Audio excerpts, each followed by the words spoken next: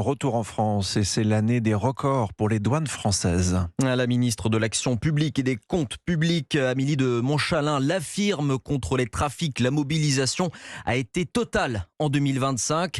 Il faut dire qu'Emmanuel Macron, le chef d'État, fin janvier, avait demandé un plan massif pour muscler la lutte contre le narcotrafic. Barthélémy Philippe, ce bilan présente des chiffres inédits.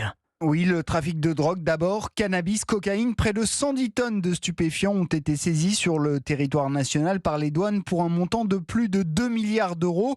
Grâce à son service de renseignement, la douane française a aussi permis des saisies hors de l'Hexagone, comme l'a souligné Amélie de Montchalin, ministre de l'Action et des Comptes publics. Sur ces renseignements, des saisies ont pu être faites à l'étranger et ce sont 64 tonnes de cocaïne qui ont été saisies à l'extérieur de nos frontières, qui n'arriveront pas dans nos villes. Autre défi pour les douanes, déjouer la fraude financière et le blanchiment d'argent. En 2025, 535 millions d'euros d'avoirs criminels ont été identifiés ou saisis. La lutte contre le trafic d'armes a porté ses fruits avec plus d'1 millier de saisies, dont une centaine d'armes de guerre.